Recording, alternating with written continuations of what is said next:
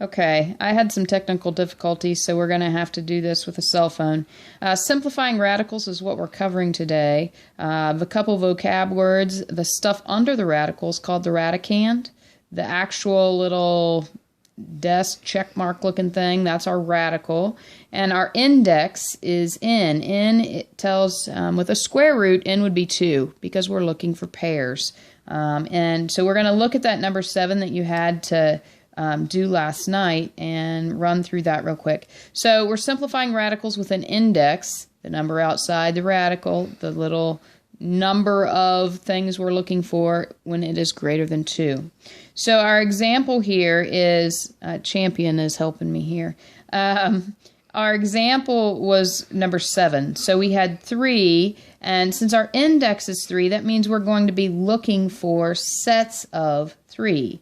Not the number 3, but 3 of everything. So it'd be as if you had a 3-legged cat that you needed to find mittens for. Like we were finding socks for ourselves. Well, if we had 3 legs, then that would be what that is. So we're looking for sets of 3. Let's break down 18. 18 breaks into 2, 3, 3, and we have our M. We don't have a set of 3, so it's reduced. We really can't do anything with it in that form. So now let's take a look at number 11.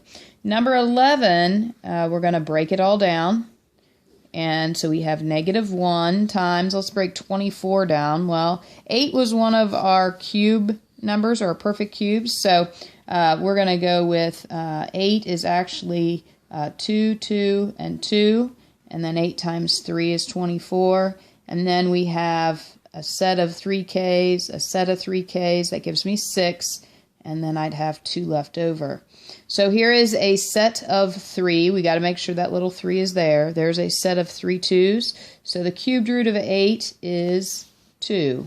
Cubed root of k cubed is k. Cubed root of k cubed is k. The cubed root of -1, well, -1 times -1 times -1 is just -1. So we don't have I when it comes to cubed roots. So, and k can be negative, so we don't need absolute values. So -1 times 2 times 8 would be -16. K, cubed roots of what's left over, 3k squared. So that's how you simplify radicals with an index of 2. If you have questions, make sure you post them to the discussion board and I'll give you another example. The other thing that we're doing today is multiplying radicals. We've kind of been doing that all along, but I'm going to go through an example here. This is one of the problems that you have to do today, so you can write it down and have those points. So basically the numbers out front, it's all multiplication, so the numbers out front, we're just going to put those two together. So we have -2 times -2 times the cubed root. Well, we have 12, and 12 breaks into 3, 2, and 2. We've got a -1. We know how to handle that now. And 64 breaks into 8 and 8. Well, 8 and 8 would be 2, 2, 2, 2, 2, 2. So we're going to be looking for things that can come out of that cube root. -1 is going to come out as a -1. We have a set of 2's here. We have another set of 2's.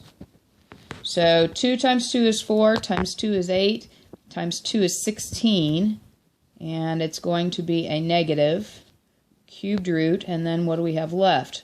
We have 3 times 2 times 2 is 12.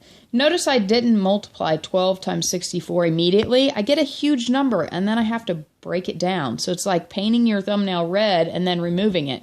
It's kind of, it actually makes it harder because you really don't have to do that. So if you just push all the factors underneath together, then you can group them however you need to get your perfect cubes to come out. Or the cubed root of that number is a whole number. If you have any questions, please post them on the discussion board. Thanks.